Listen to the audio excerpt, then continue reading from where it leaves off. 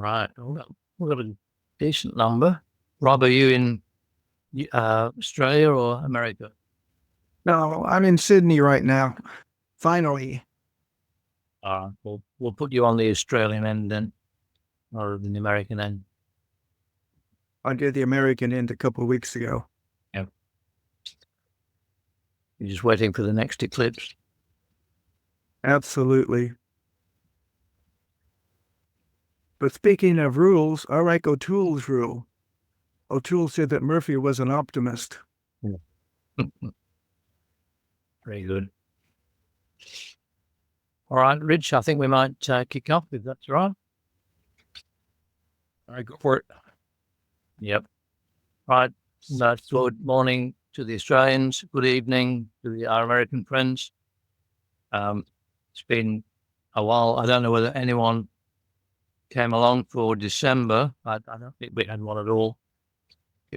The date fell right on, almost on top of Christmas. And a lot of people were away, so I suggested that we didn't run one in December. I've had 3.5 weeks down at the beach.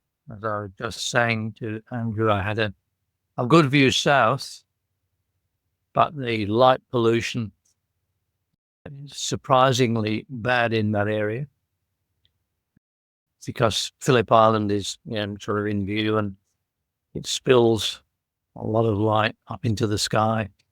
I think I was looking at the light pollution map, and it's sort of in the middle. You'd expect we're sufficiently far away from Melbourne at the location that I was at.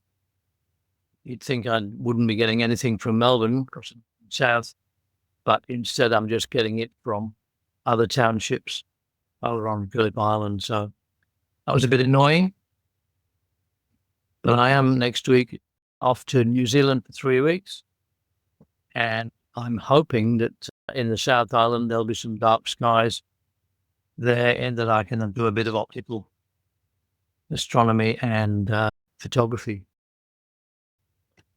So that's kept me busy. I haven't done anything out on the radio astronomy front.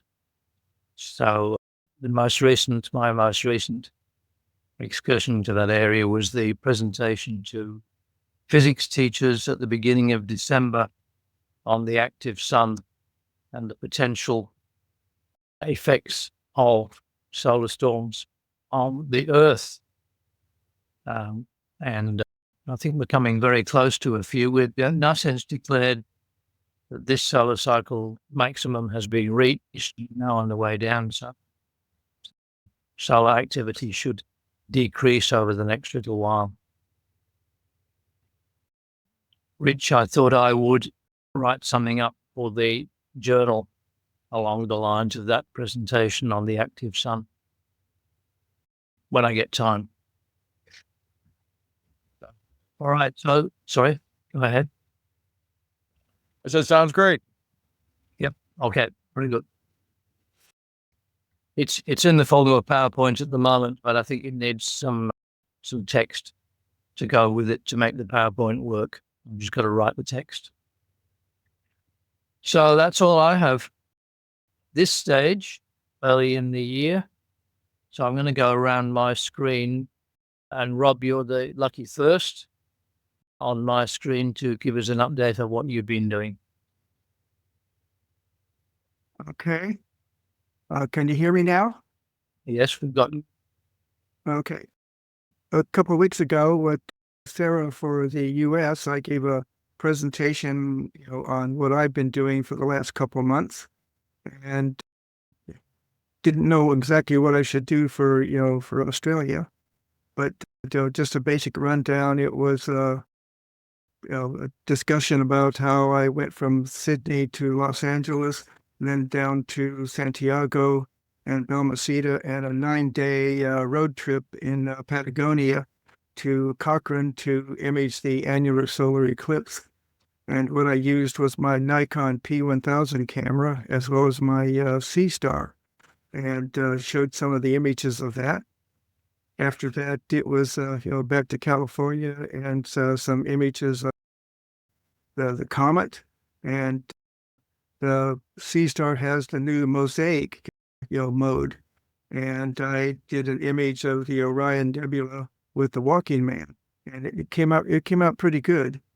Okay.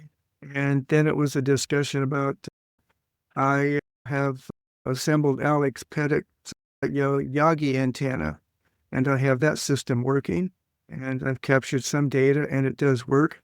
And the next thing is to put the antenna on a movable mount, so I can do scans of other parts of the sky.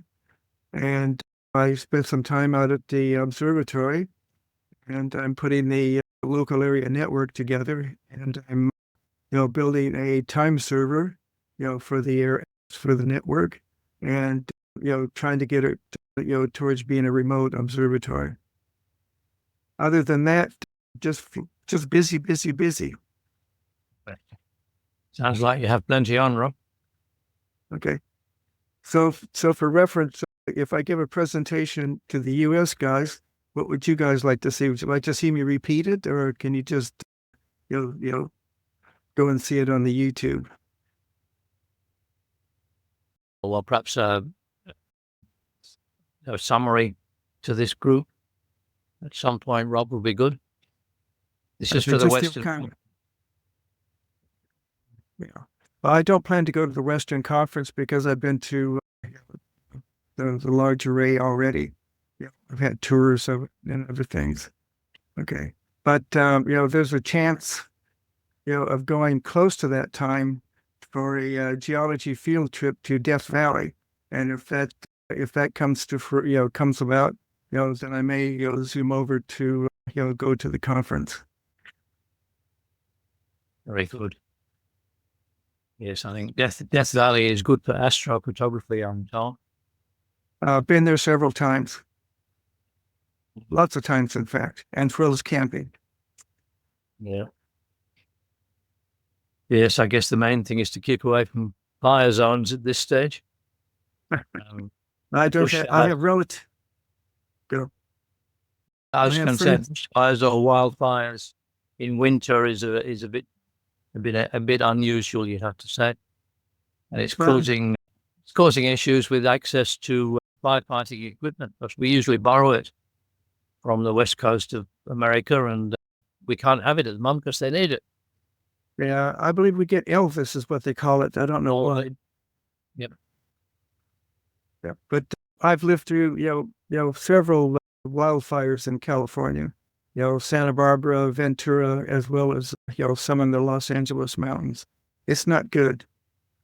And the worst thing I've seen is Yosemite went up in flames. And to drive to Yosemite after one of those and just see it's all barren, it's not a good sight. No. Well, we've had the one through Paul's Gap up in the Grampian. That's pretty bad. And the main effect on that is on the tourist trade. Of course, it comes right in the middle of summer. Yes. And that's when they make their money. It's very seasonal up there. And it's a bit of a mess because of that. It's a mess because of the fire, but it's also a mess because of the lack of visitors. Right. So remind me where you're going in New Zealand. We're flying to Wellington because we've got a family member there. Then we're getting the ferry across to Picton, South Island, get the train down to Christchurch, down the coast, which should be good.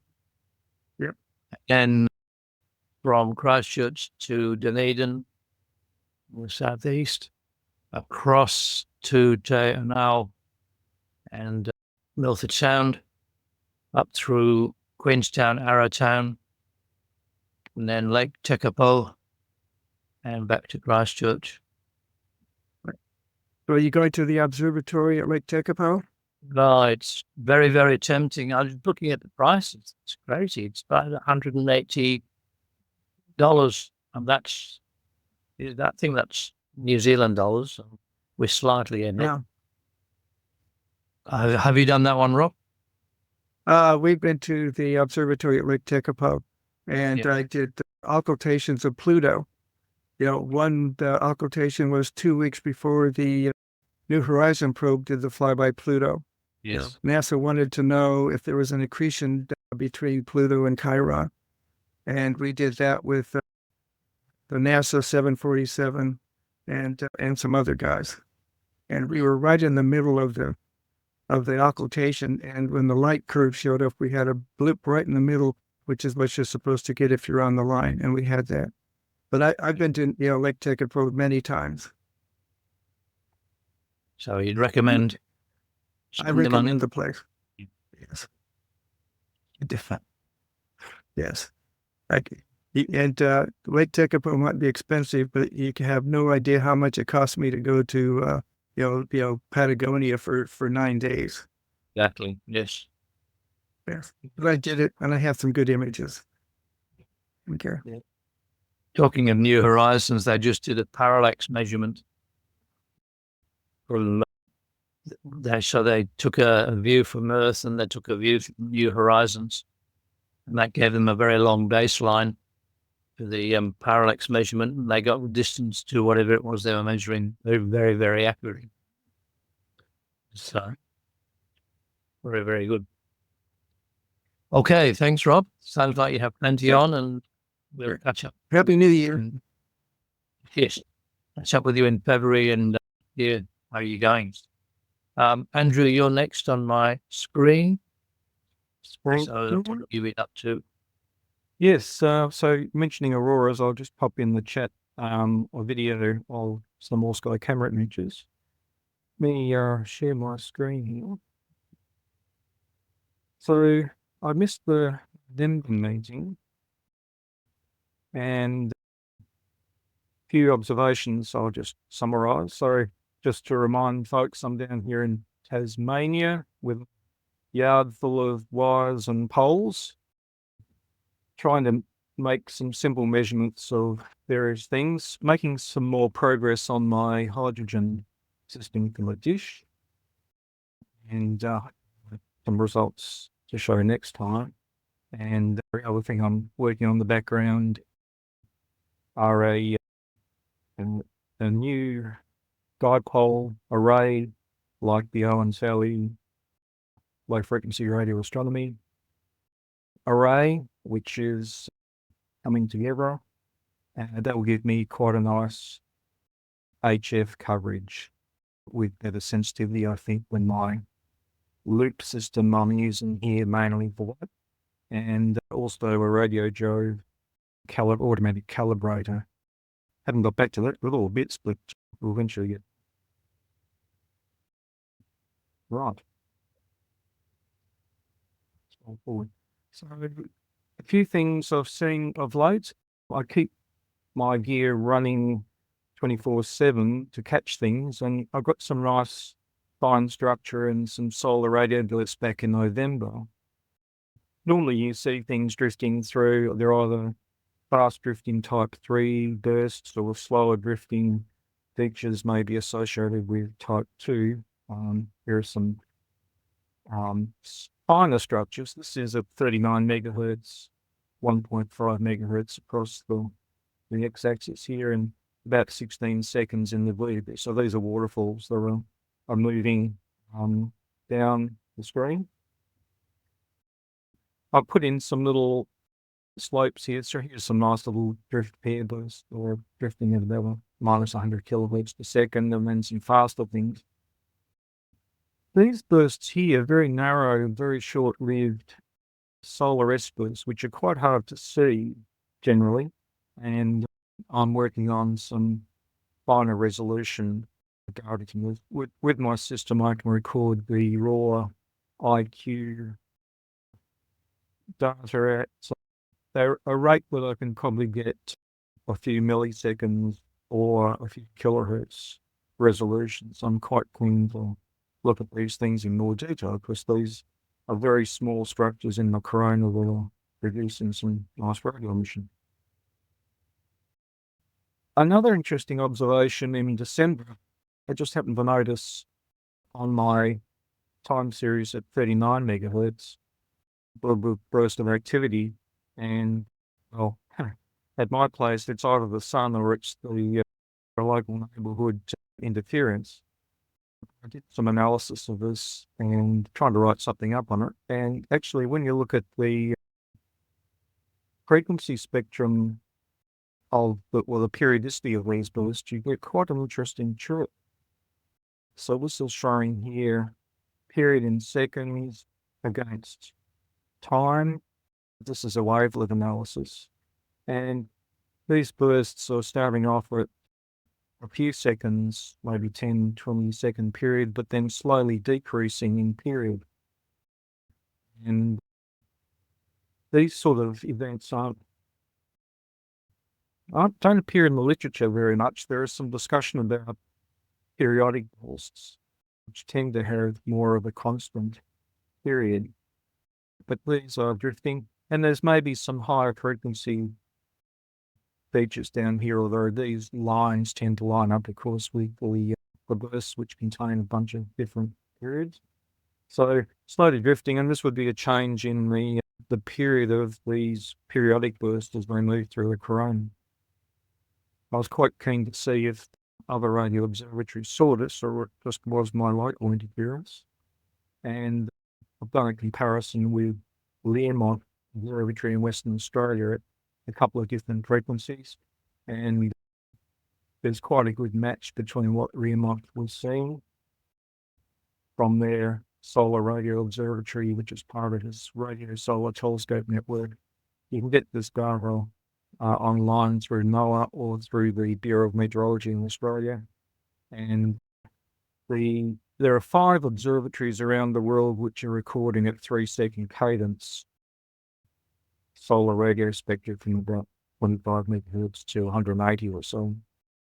And that provides a good comparison. You can then go and look at this and work out if you've really got natural phenomena or a local interference. But getting my system here has got reasonably good settings and auras compared to Remote. They're using a biconical HF antenna, sleep system. And then for high frequency here, not so many of these periodic bursts, just a couple of them. I'm using a Yagi, they're using a log periodical. So a bit of fun to try and, first of all, compare and make sure you've got something, and then try to understand about this chirp effect. So I'm trying to write something on that. I don't know how far I'll listen.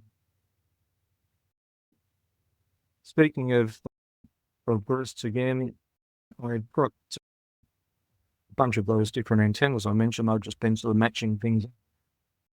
One thing I'm quite interested in is, and I'm doing this for the local astronomical society, is having a look at super simple setup that people can sort of put together in their backyard without too much trouble. And I've got this relatively inexpensive discone antenna, which I'm using, well, with one of the simple dongle SDRs, frequency up above 25 megahertz.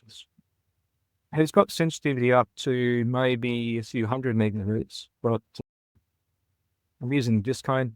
I've got a filter in to notch out the FM stations, which are in this band here from about 88 megs to 108 or thereabouts.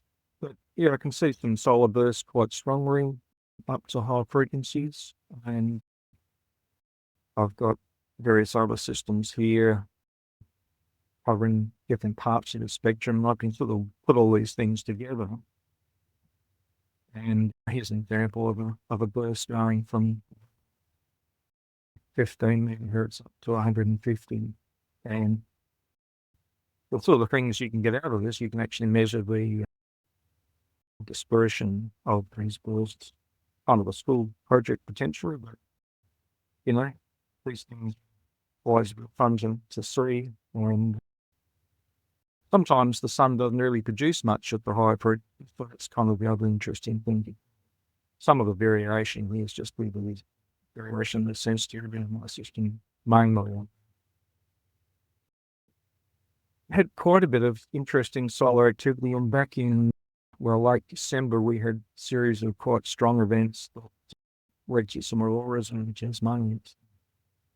Auroras I mentioned, and the other systems I have are from VOF, here it's looking at phase and amplitude with VLS. Those used to be solar flares, also potentially gamma ray burst. The first one measuring the gamma ray burst.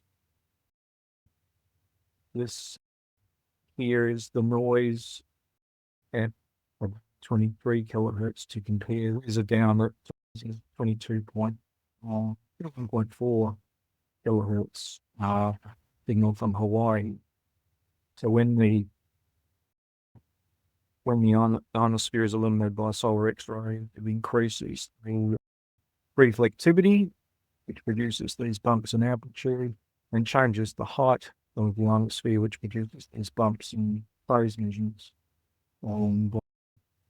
There's a bunch of flares there, and also a monitor HF Doppler from WWV and WWVH, and see effects from the flares, what are called sudden frequency deviations, short-lived fade-outs here, notching out of the signal.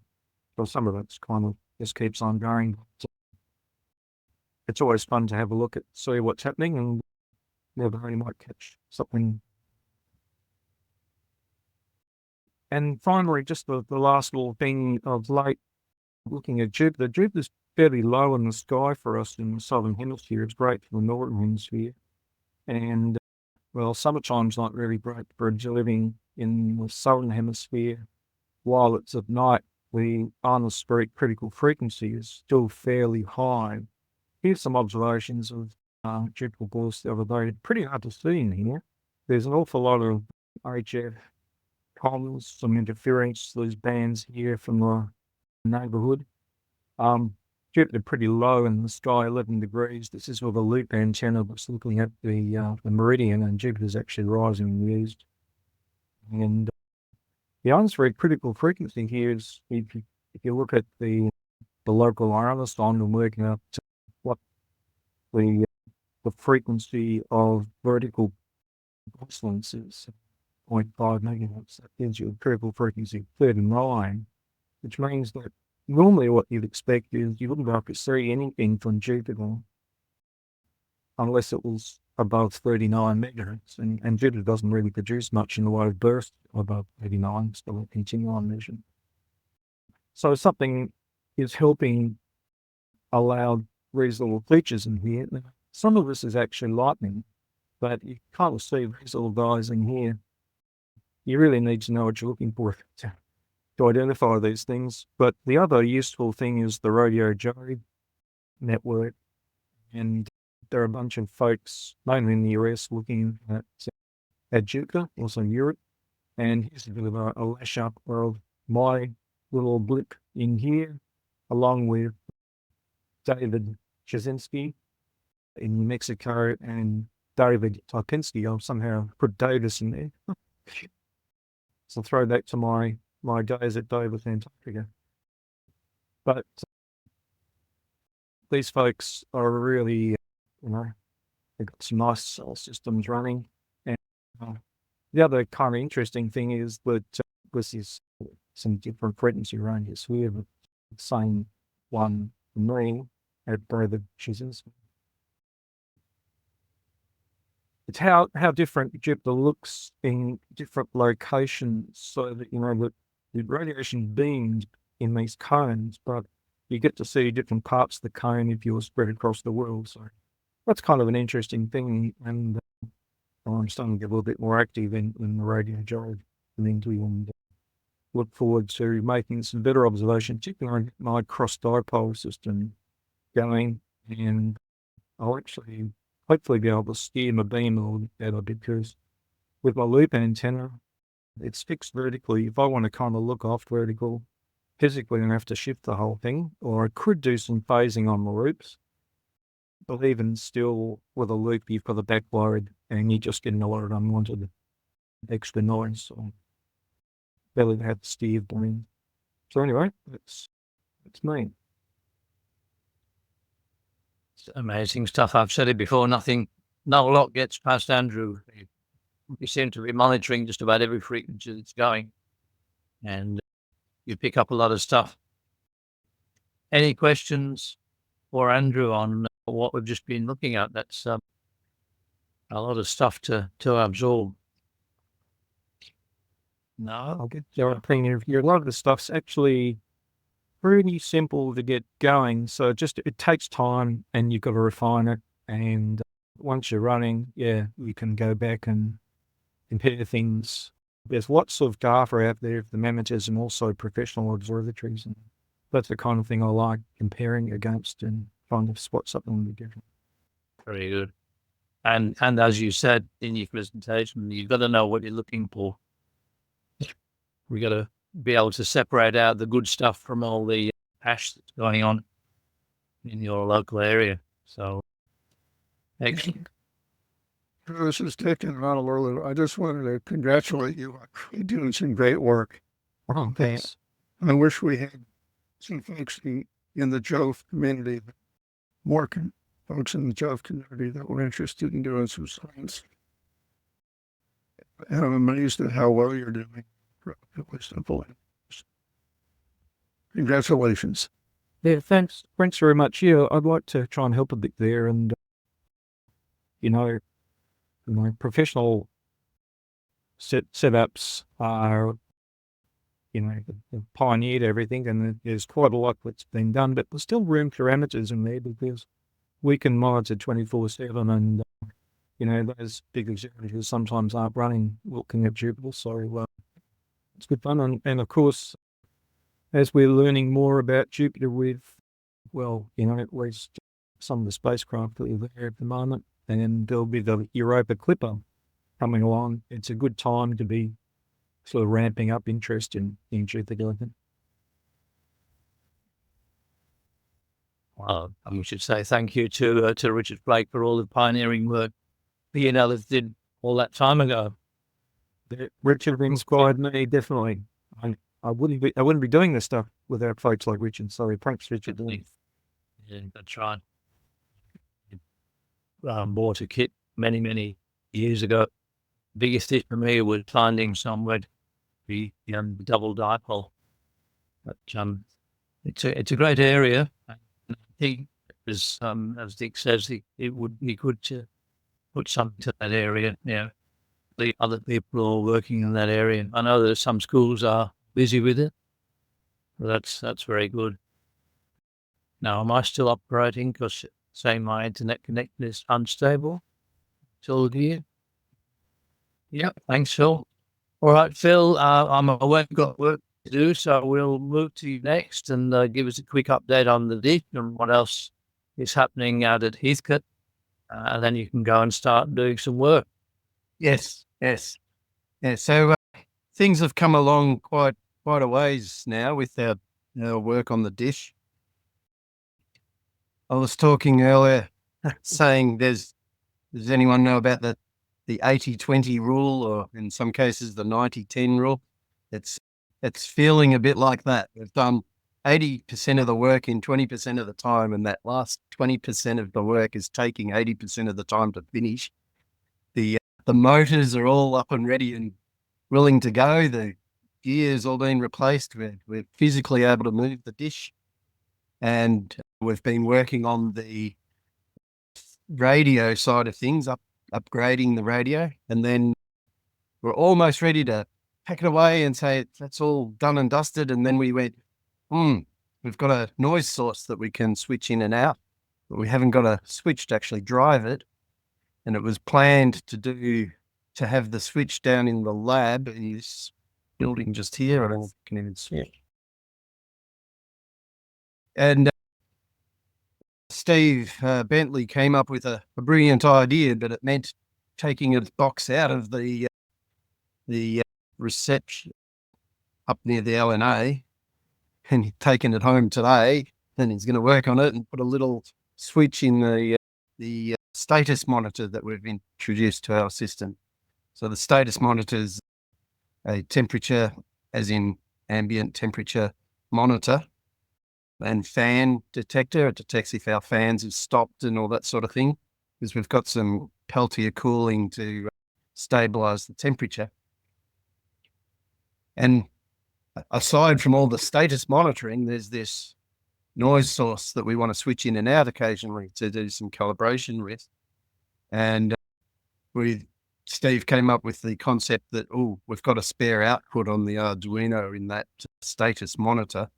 We could use that to switch in the noise source. So there's a variation just thrown in there. A little bit of project creep, I suppose, but it's not really, because we needed that ability to toggle that switch on and off. But now we have to write a little bit of code to send to the Arduino to say turn that digital point on and off.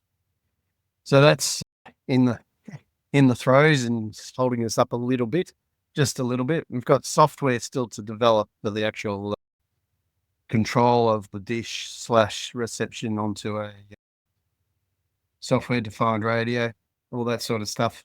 We've got things that are working, but there's some bugs in the software, all that sort of thing. So yeah, it's that we're in that 20% where it's going to take a very long time.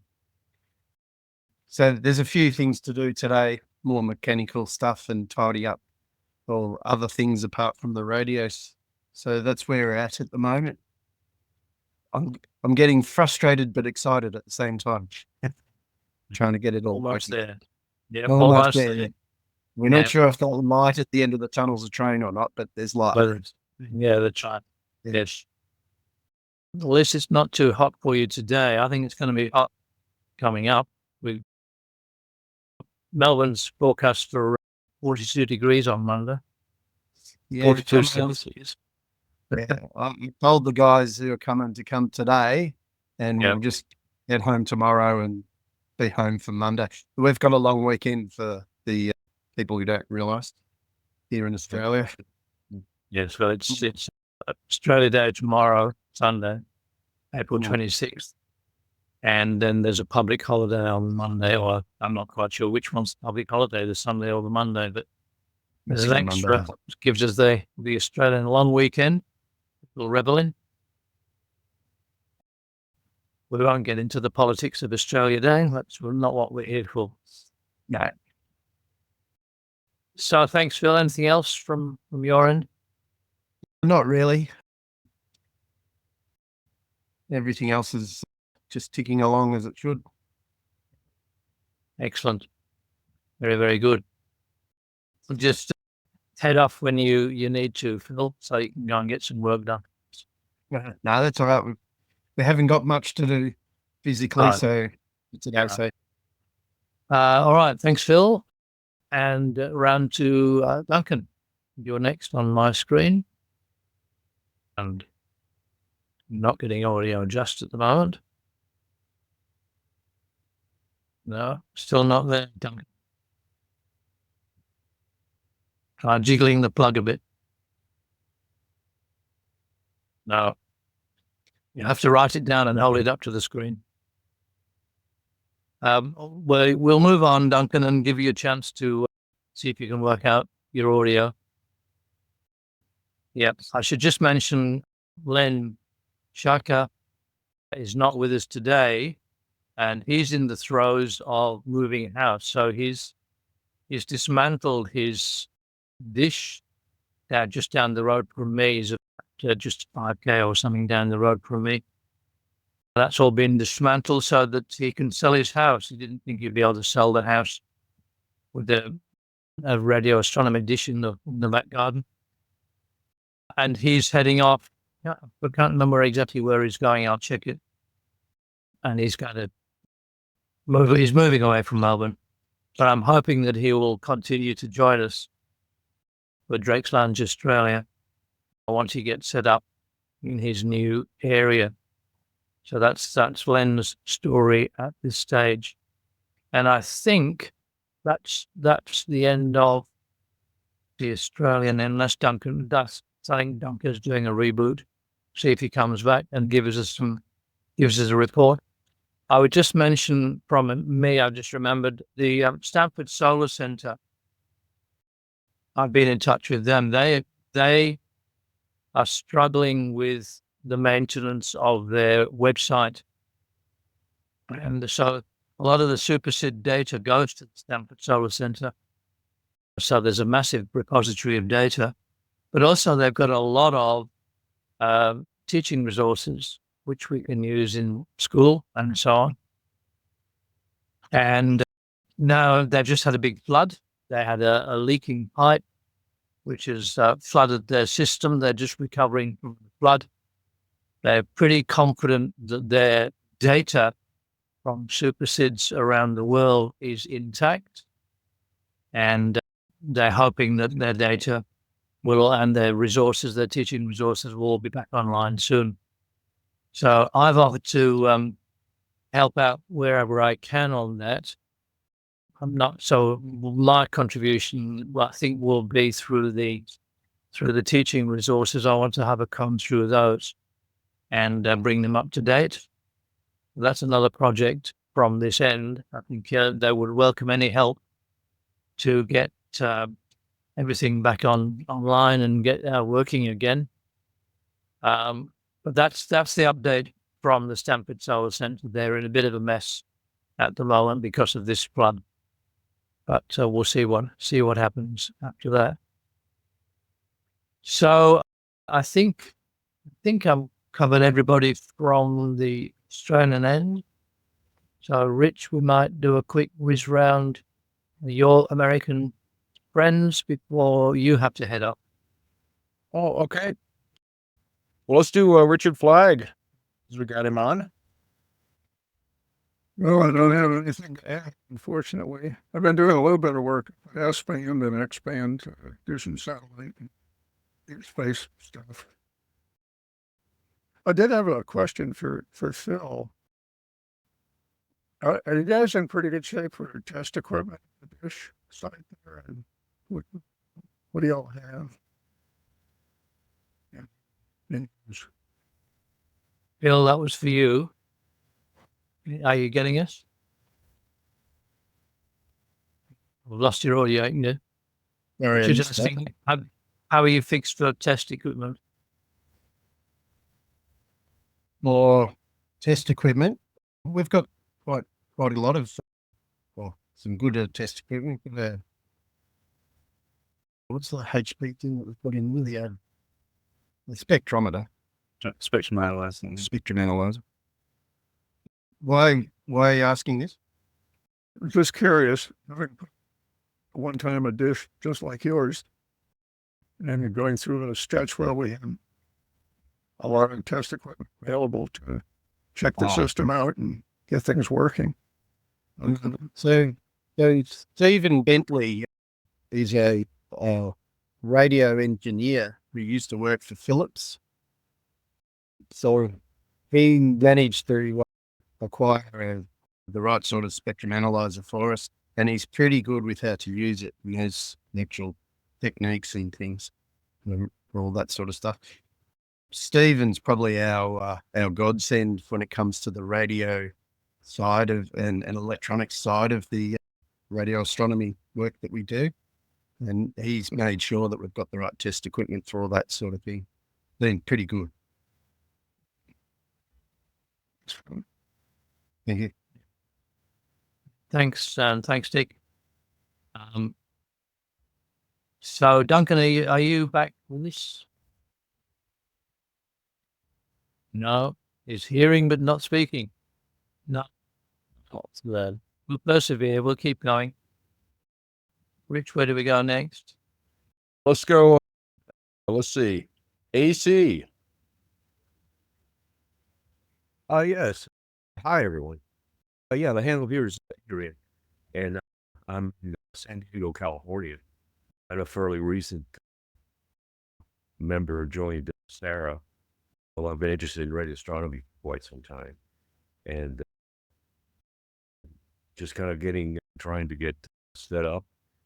I've sort of wandered into the project that Sarah member, I believe is Andrew Thornett in the UK.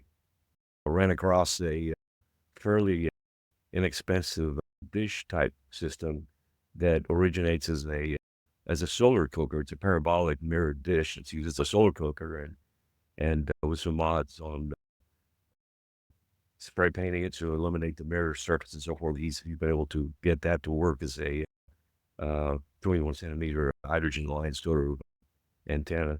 So I acquired one of those, and I'm trying to see if I can get that running. But I've just recently joined the Great Lounge and just kind of listening in, see what all's going on in the community. So that's about all I have. So great disappointment, Adrian. I thought that picture that you put up might be your array there. Oh goodness, no! That's actually for a visit in Northern California. The Hat Creek Allen Array that's up there, and the dish setups that they have with the numerous dishes that they use for multiple purposes. SETI being one of them, and other astronomical word. But that's what that picture comes from. Yeah, I only wish. Look, very, very serious stuff. Be good to have that in the background. Okay. Thanks. Thank you. Let's see. One announcement here is, and Andrew, the Eastern Conference in I think it's July or August is going to be a joint with the Radio Joe group. So that's a good one to get one of your Radio Joe measurements in that one. So just remember that. Don Latham. Oh, howdy. I got my, just got yesterday or the day before, I got a thing called a Discovery Dish, which finally showed up. It's one of these crowdfunded things. And it turns out to be a 27-inch dish. So from the DSES dish, which I've been associating with, which is 60 foot, this is a 27-inch dish, which ought to be kind of interesting. The interesting part of it is that it comes with a feed.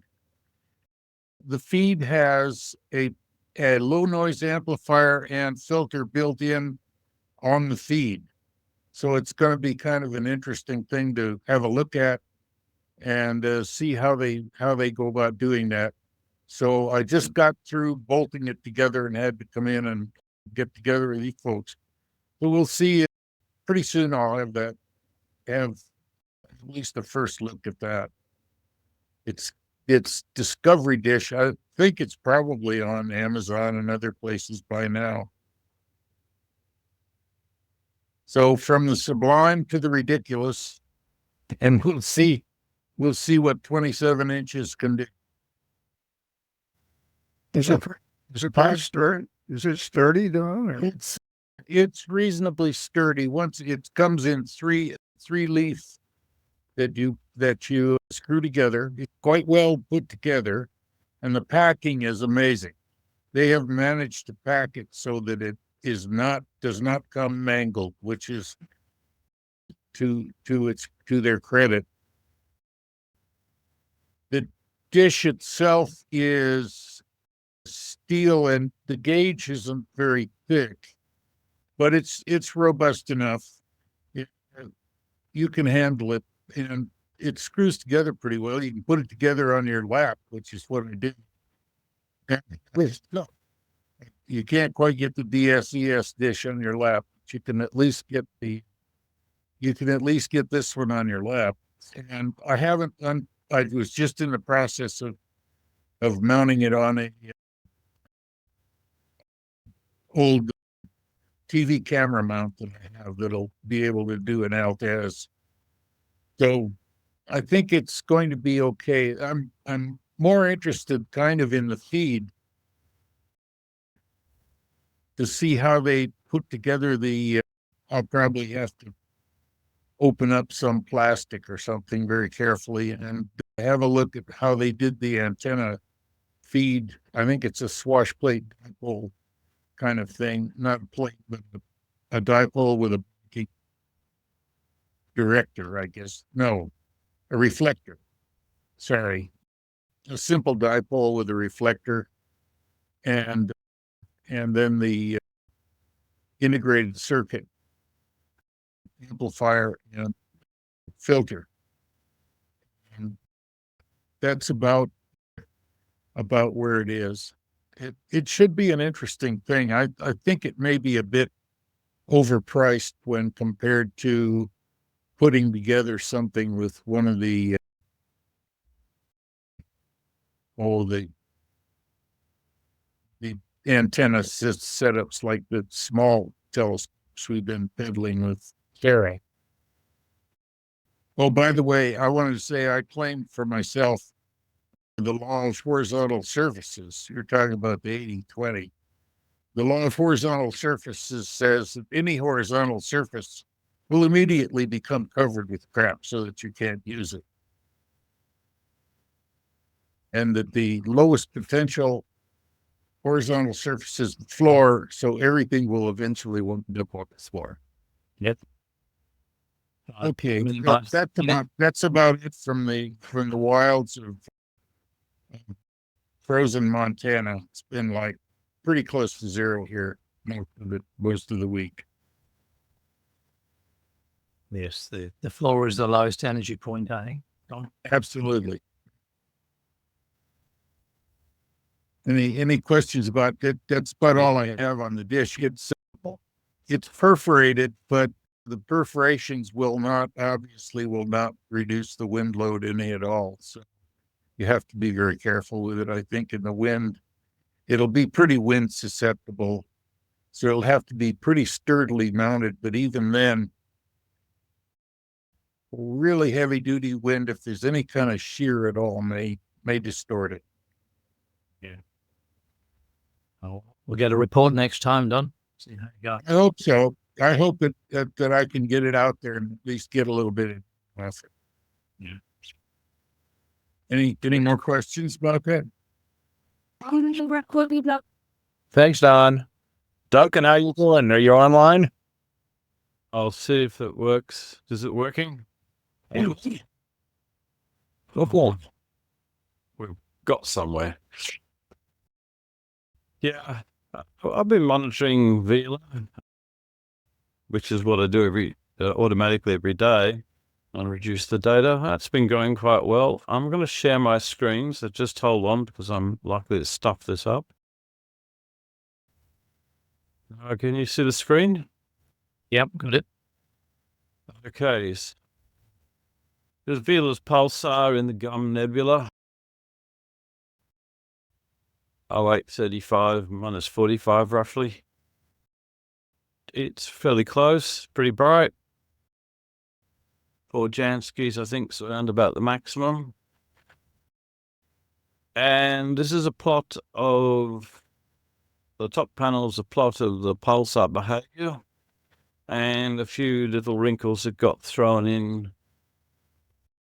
in October, November, and December this year when the local radio spectrum changed rather radically. We switched off what we call 3G and put 4, and immediately that void filled, and with another set of systems overnight. And then I spent some time looking for a hole which was reasonably unencumbered with radio frequency interference. So we went from 820 to 848. I had to abandon that, and then went off and did some surveying and found some space around 900 megahertz. I went up there, had enough filters to carve a hole in intermodulation problems. And so the right-hand panels, the diagonal going left to right, upwards, is the result of the observations. And the bottom left-hand panel is quite instructive from the point of view of checking your data and understanding what's going on. You'll see there's a lot, the flat line's really what I want to see, and the noise of the flat line was what interests me. So that's the residuals in the timing from day to day. So I guess it's a filter, but basically it's a comparison between yesterday's data and today's data, looking for glitches. And couple of things happened on the USB cable into the computer, I think, or in the USB interface, that we dropped a packet, and it only takes one packet to disappear to give you a glitch. And so it pointed out the importance of having, for doing this work anyway, to having two SDRs running on the same channel. It gives you the differentiation between one system misbehaving. So I've only had two of those glitches in many observations. And the right-hand panel, graph 5, is a pseudo flux density measurement, shall we say. It actually records the signal to noise of the pulsar. Signal coming in when you fold it, and it comes out of a thing called PDMP. And that's what the intensity of the signal's been doing over some period. In this period, I moved from having a crystal-based time-based to actually a reference in an atomic clock. So if anybody's doing it, they can old atomic clock and do all the work to get it as the reference source. It really is worthwhile, because the noise in the bottom left-hand panel was much worse before this and is much better now, by orders of magnitude, somewhat. And so looking for pictures will be, it's a little less confused. The other thing that's happened is I published, along with two other guys, Chris Flynn and Tim Bateman, I published a paper on dual polarization measurements of the Vela pulsar, which in itself is interesting, showing what looks like Faraday rotation and a glitch which happened mid last year. So that's in the PASA, if anybody's interested. All this stuff comes off a 2.3 meter. It's 2.4, but actually it's 50 mils on the rim, so we'll forget about 2.3 meter. A meter satellite dish, and it's a transit observation, so it runs from half an hour before transit to half an hour after transit, basically every day. It's scheduled and just goes on acquiring data. It has a four-leaf clover antenna, which I was developed with a few other people over years. These are similar antennas run on the chime antenna, which is pretty good for picking up FRBs. But these are quite broadband antennas. They go from, I think this one goes from about 700 up to about a gig, with about a 10 dB return loss, worst case. So that's what I've been doing. Does anybody have any questions? All good stuff. Keeps you busy. Yeah, congratulations, Duncan. Great stuff. Can you just explain a bit more about the data slip? How the packet is, the timing? Yeah, it's a thing? packet. So if you think of that, you've got an atomic clock here, which is driving the SDR. The SDR then sends that packet, USB packets out of a very cheap SDR. This is a $30 one. And into a computer. And every now and again, there seems to be some disruption in the receiving of packets.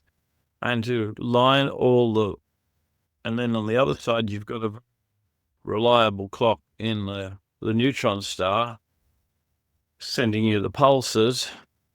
And it's quite good for, and so you've got to line because the pulses are quite weak, because this is SNRs are not really good on this. We don't see single pulses. You've got to build up pulses in phase. So if you drop a packet, you'll start to actually move in the phase of the pulsar, the pulse will split into that before the slip and that after the slip, and they don't line up anymore. Is that answering your question? Yeah, that's good. Thanks. Yeah, we had similar problems back in the day with rubidium clock that sometimes we didn't have that sort of packet problem. But the clock would actually, somewhere in the electronics, it would kind of screw up the numbers slightly. And I've got three. Fortunately, I have three, but old clocks, and this system actually runs through a GPS. So the GPS is just a stock standard little square LNA antenna driving a short length of cable into the building.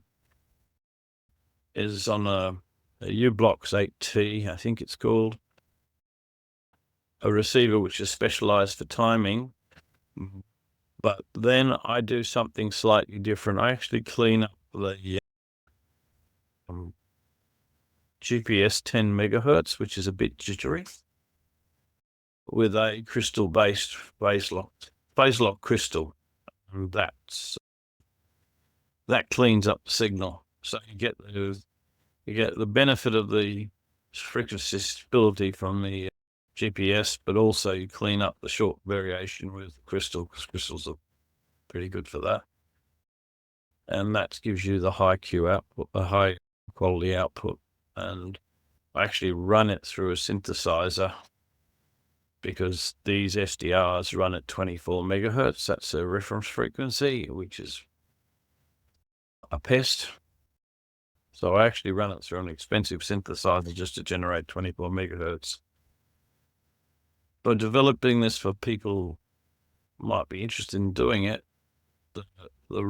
my next step in that is to replace the synthesizer with a DDS board, which is locked to a multiplied signal from the 10 megahertz. So jump factor of 10 up to 100 megahertz and plug that into a DDS system and then generate 24 megs. And it makes the cost of the actual frequency source relatively low, several $100 against having a synthesizer, a $3,000 synthesizer tied up. So that's actually where I'm going with the project. And in developing that a bit more, I've actually split I put in a splitter. So now the H and V I don't know what people define as polarization. I've never got a straight answer out of anybody. And there seems to be some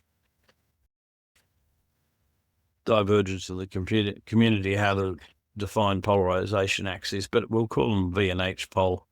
And I've actually locked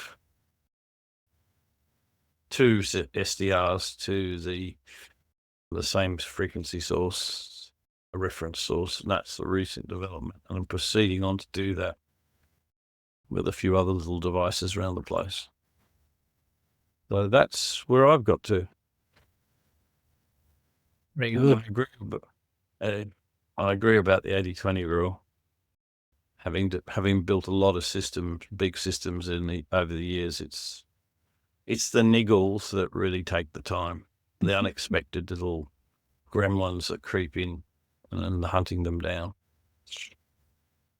Usually engineering is not too bad to get rid of them, but actually tracing them can be pretty painful. And one thing, Andrew, have you ever thought of cross-correlating that data from Learmonth and yours to see what actually ended up being the local stuff? Because I dare say that Learmonth and you don't share any common frequency space. Yeah, in a sense. I started to work on that. Actually, made me think about just running my wavelet filter for all of the data around looking for events, or it did the same to mine. Professional observatory, you'd think to have better quality data than me, and looking Not for always. That's right, yeah, not always. Yeah.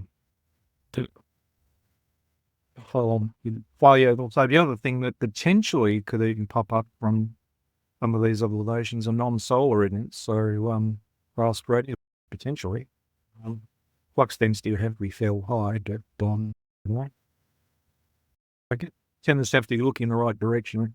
At least Lemont and I have got fairly broad beam and broad frequency coverage. Yeah. There has been a paper, there was somewhere on physics.org, I can't remember, months ago, because I read a lot of the papers on, or a lot of the summary of the papers on there. There was a claim by Pushno Radio Observatory to have seen a FRB down at 111 megahertz. Yeah, there'll be a bit of skepticism there, but yeah. We do know that there's a small antenna in the United States, I think it's called STARE. Just a single dipole has detected an FRB. But they're fairly strange, they have fairly strange frequency behavior. Yeah, there's a lot of, well, there's the interstellar dispersion, the intergalactic dispersion, depending on how far away these things are. So. And the other thing that Lemont, well, potentially sees, I think there are some maybe, certainly Jupiter above 30 megahertz sometimes appears on some of those solar radio telescopes. Jupiter has to be fairly close to the sun generally, but you say the antenna, those IHF antennas are fairly broad. And some other papers, actually, I do look at the interplanetary spacecraft that have got radio spectrometers on board. Sometimes you'll see Jupiter, and on those as well, like from wind or solar or solar orbiter and others. That's also called in distance and pay with your higher frequency observation. Yeah. Anyway, I'll unshare this one. And that's about all I've got to say for the day. Thank you, Duncan. Very good. Keep us updated each month. Now, I think Tom is next. Tom, you with us? I guess I should ask, you mean me? I don't know. Okay. Yeah, I'm here. I really don't have anything to add particularly, but I just do enjoy listening to what you people are up to because you're doing some very impressive things at the amateur level. And I will repeat there, I put it in the chat, but the Sarah Eastern Conference is set for June of 2025. It's the 7th through the 11th. And if everything goes well, from Green Bank, and if everything goes well, it will be zoomed at the, simulcast on Zoom or something like that. I don't know. But that is there, and information about it is on the Sarah website, radio-astronomy.org. And that might be slightly different for you in Australia. I don't know whether that'll resolve correctly like that or not, but it is. And I'll take questions if people have questions. No questions at this stage, Tom. Doesn't sound like, okay, well, I'm going to go back. No. I'm going to go back into lurking mode. Right. Look away.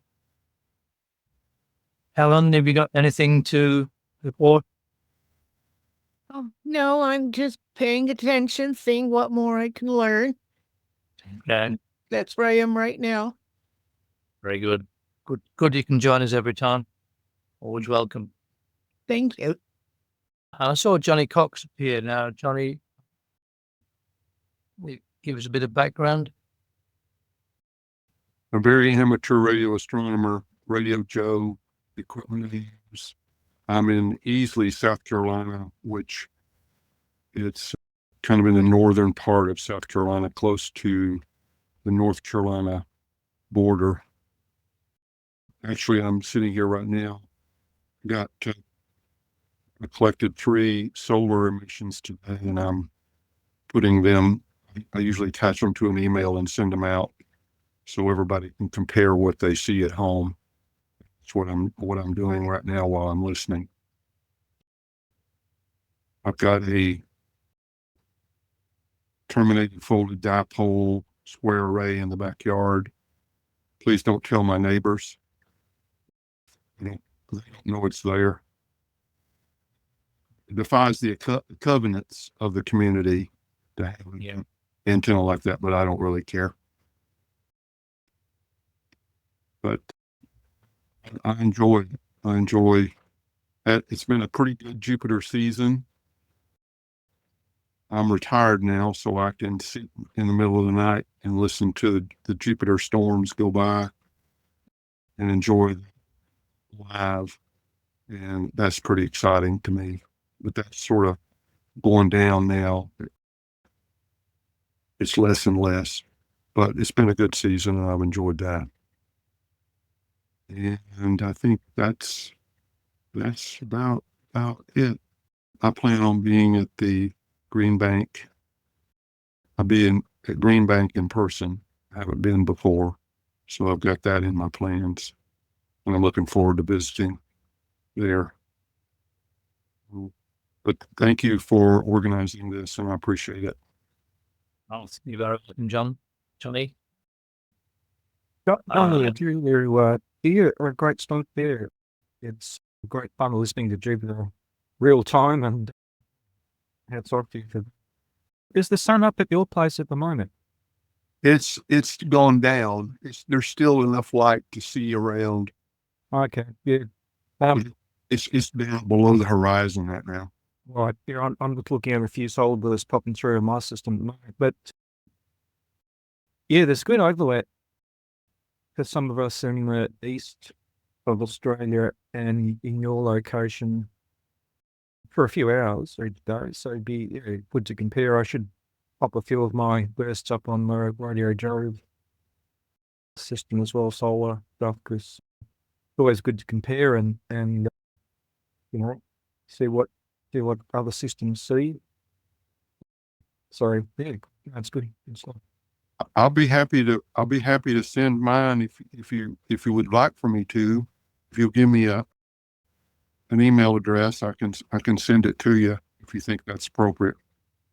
I'll leave that up to you. Great. I'll drop it in the chat. Oh, I'll get it.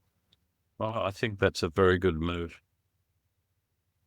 But I didn't realize that there was overlap like that. That's great. Yeah, it's always handy, and antennas looking different directions, see different things, different frequencies. So good one.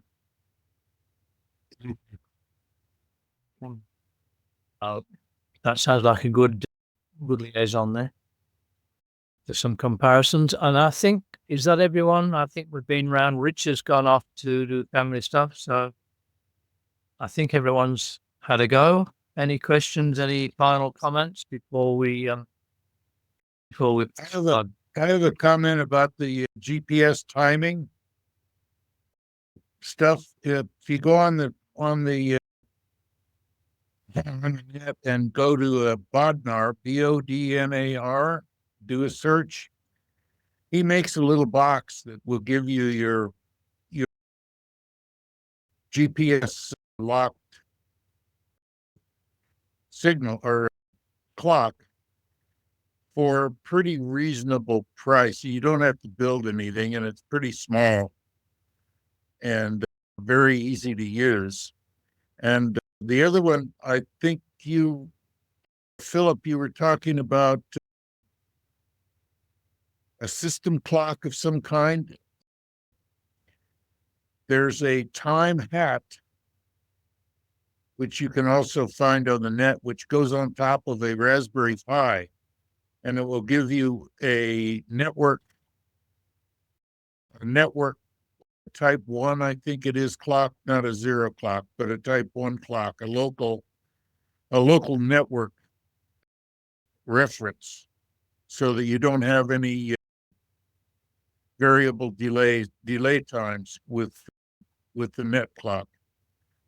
And that I found that to be extremely good. I've had one running here in the basement for a couple of years and have never had any problem with it at all during power outages or anything else. So Yeah, that it's you know, you can also get a 10 megahertz off that, I think. I'm not sure. So that's about that. Yeah, I've got down pin 18, I think it is, on the Raspberry Pi I'm using to put in time. Yeah. One PPS, Right. but it's the jitter in the synthesizers and the crystals that move or FM the actual signal around. So they spread out. So you So bursts. the Bodnar thing is a 10 megahertz reference, the way you've been describing what you've done, which is, you know, exactly right. You phase lock a local OCXO, preferably to the GPS 10 megahertz signal, and that gives you that nice short maintenance. Short. What am I trying to say? The variance is small, and but the Bodnar thing is also, you can generate a phase lock loop, phase locked to the 10 megahertz, or phase locked to the GPS signal, that will cover your 25, that will give you the 25 megahertz phase locked in the same way. Yeah, I think that's what you were planning to do. Anyway, it's something to look at. It's not necessary to do. I've had a couple of them running too. They're quite satisfactory. Yes. So the next development on the system is actually to take it to a Raspberry Pi 5. So it's moving on with the times, and it will incorporate all the things that I've learned. Sure enough. Yep. I think I'm going. Oh, Question regarding the generators. I'm sure. Have you all familiar with those cesium 10 megahertz generators? They're not GPS, and I don't think they're really atomic clocks. The way they work, I understand, is some frequency absorption of a cesium ampule. That thing gets referenced to 10 megahertz. Yeah. So, Cesium clocks. Yeah, cesium clocks are quite nice, but they're really expensive. The cesium clock is actually in the GPS satellite, believe it or not. That's what's in it. In every one of the satellites is a cesium clock. So essentially, you have a cesium clock reference, except for some scintillation and some other things, and general relativistic shift too, believe it or not. So, but the GPS locked clocks are essentially phase locked to a cesium clock that's in the GPS satellite. Well, I'm not. Well, I'm sort of aware of the actual cesium atomic clocks. I'm not entirely sure that what I'm describing is exactly the equivalent. I actually have one of those, and I bought surplus, and it was fairly inexpensive. So I'm not sure if anyone. That's what I was trying to find. If anybody had actually any experience with those as a 10 megahertz reference. Well, I don't think I've ever seen a. It's not really a cesium clock.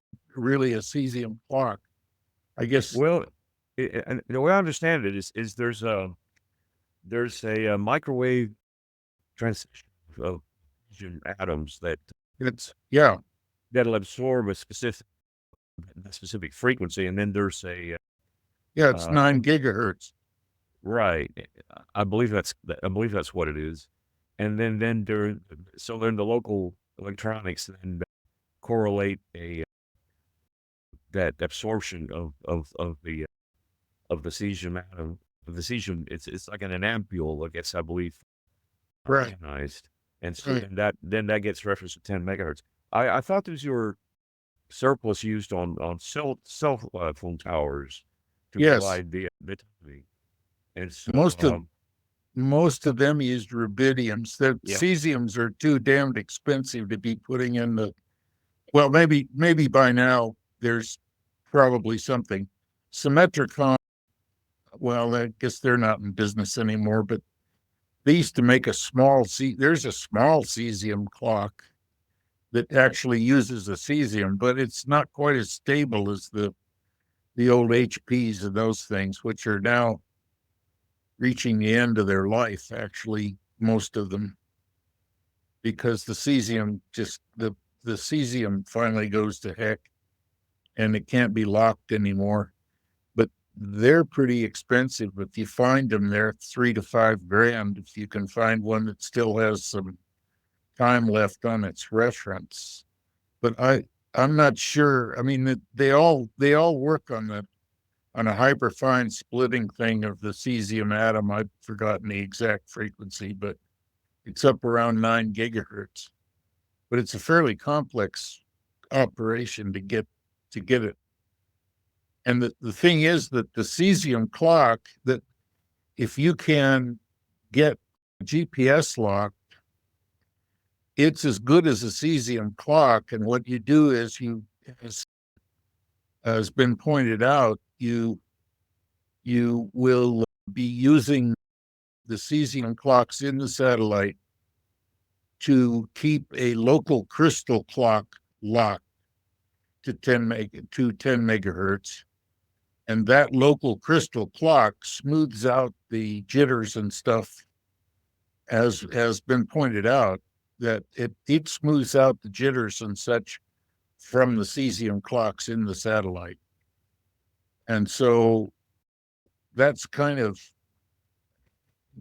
always astounding to me, because I'm like an old fart now, and always in the past, the hardest thing to do was getting a stable local oscillator.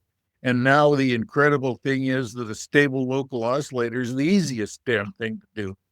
It's like it's almost trivial at this point.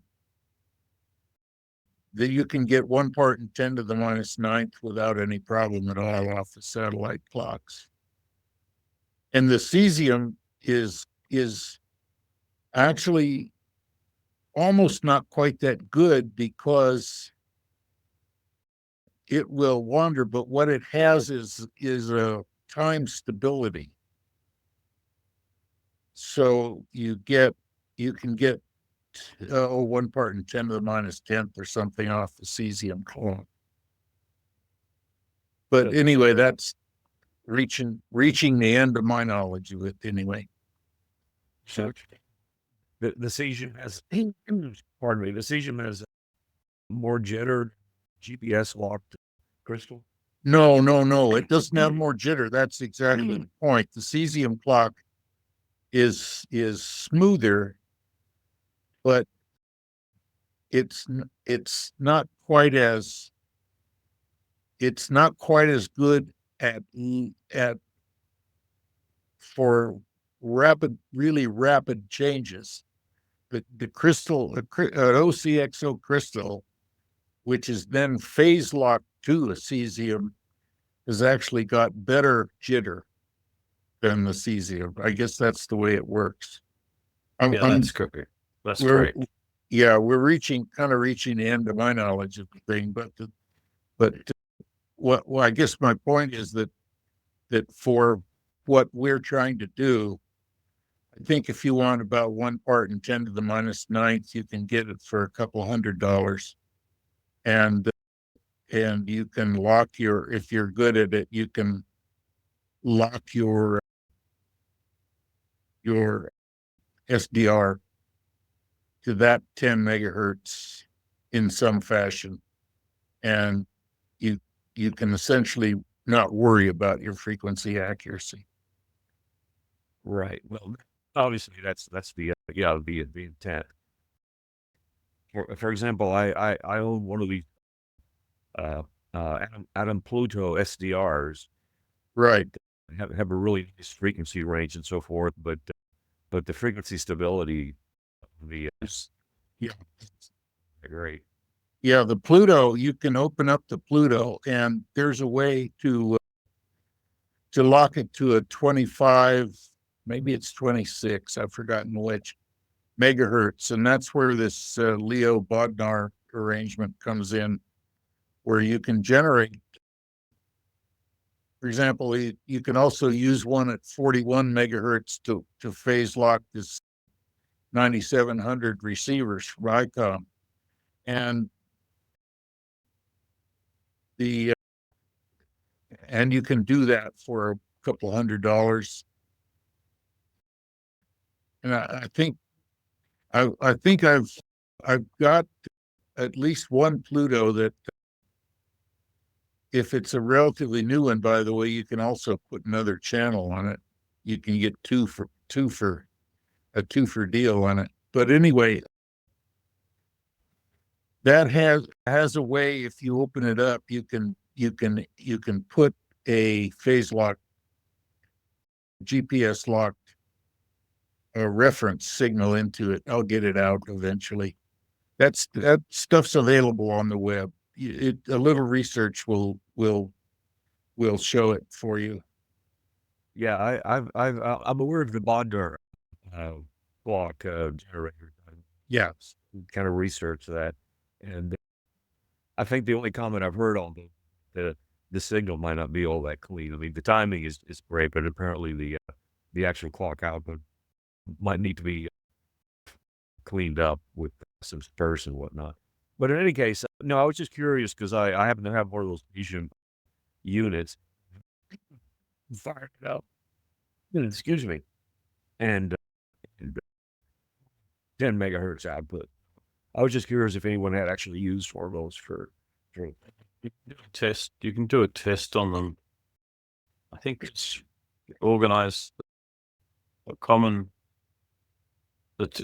use a mixer and put the same 10 megahertz signal into the LO port and the RF port, as long as you've got the right mixer, and have a look at the output spectrum to see how good they are. That should come out the IF port, and make sure it's a mixer with a DC IF port rather than AC blocked, and that'll give you an idea of what the oscillator is actually doing.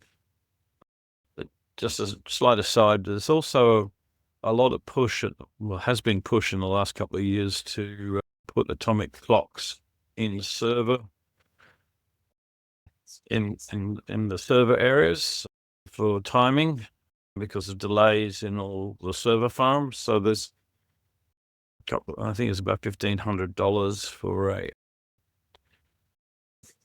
typical atomic clock that can fit in your desktop. But I don't know where that went. I got disengaged with that and went off to look at other things. So there's a lot of pressure on for very accurate timing that's going to come down into the consumer electronics market, I think, in the end. Or we can take advantage of anyway. Yeah. At present, you can get 10 to the 1 part and 10 to the 9th with the relative ease at this point, and reasonably cheap. And that's, about as good as we really need. It's certainly good enough to give you the things like velocity measurements and that kind of thing. Right. Well, hopefully some of these things will filter down through the surplus market. Maybe afford one of those units off of eBay or something.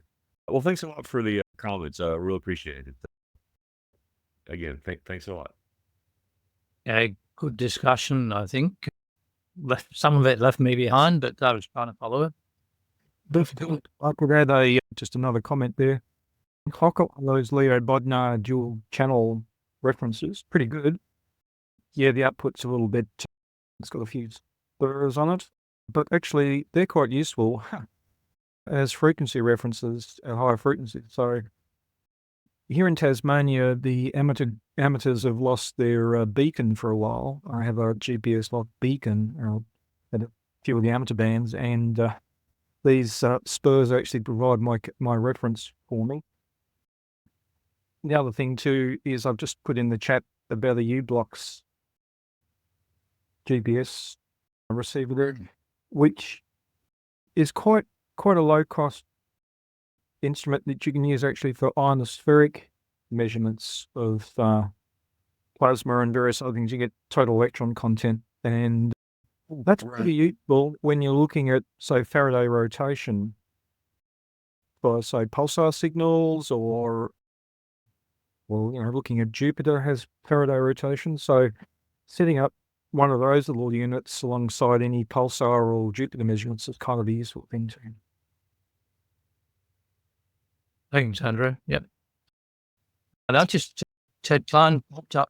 Ted, do you have anything to chip in? If there's one more thing, if you go to a website called leapsecond.com, there you will find the world's best amateur time guy, whose name is Tom Van Back, and he has lots and lots of solid information. I know this guy, and everything he puts is good. If you want to peruse that website, it's quite entertaining for openers, and it has an awful lot of timing information on it. Okay, thanks, Don. No, on the list. Yep. Ted, are you there? And did you have anything to put in? I am here a little bit late. I was confused by time zones, perhaps, and pleased I finally figured it out. I had something I was going to present, but I needed another hour to make it happen. So the time zones hurt me. So look forward on the Zooms of all the other meetings. Well, perhaps we schedule it the next time. That'd be great. Yep. Okay, I think everyone's had a go. And any more finals before I'll stop the recording in a moment. And Andrew, this is John. I went ahead and sent the first rendition of today's solar. I think I got it out. So look for it. Excellent. Thanks very much. Going to have a look at it now, so I'll get back to you. Thank you. Just on communicating between sessions, Richard Flag a while back asked for email addresses, and I think we can do it as long as we do it with permission. So everyone in the chat at the moment in the Zoom, does anyone have any objection to their email being circulated to the group? If not, I'll just liaise with Rich and make an email list so that people can talk to one another, share data between sessions, between the monthly sessions. Possibly even a WhatsApp group is quite good. A WhatsApp group is good for immediate communication. So we might look at that. I'll talk with Rich about it. And if everyone's happy, we'll get some sort of offline communication, well, online, offline, between the monthly session. I think it'd be quite good. Because it sounds like we've got a lot of data to share, a lot of ideas, and we'll make some inroads into getting that happen. Yeah, WhatsApp's good, nice and private. Yeah. Yep. Very good. Okay, well, thank you, everyone, for contributions all around, and we'll see you at the February meeting, 4th Friday, Saturday, and I'm sure there'll be lots to report once we meet again in a month's time. Okay. Thank you.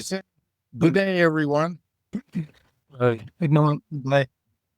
Good one. Thank you very much. Thank you. Thank you, everybody. Haven't got your email, Johnny, but hopefully it'll come through shortly. I'm sorry. Johnny, I haven't got your email. I can't see it in mine, but it might just be on its way. Okay. I'll check my spelling there. Sometimes we get Well- the ground the wrong way. I had an L instead of an I, Okay. but I fixed that, and it rejected it first, and then it went somewhere. It didn't fuck. Right. So Wrong word. can I Okay. give you? Can I give you? Do you have access to my email Chuck if this doesn't go through? it in there. Check. All right, I'll do that. And if it doesn't go through, let me know, and I'll again. Cool. And if you get tired of seeing them, I think some of my colleagues here are kind of tired of seeing them. The real experienced people, I'm still thrilled about it, and they are too. But Yeah, that's right. Good on you. Look, yeah, I never get tired of seeing it. Really, I think there's always something interesting. So, all right, I'm sending this now. Hey, everybody. see you. Thanks. Good luck. Thank you.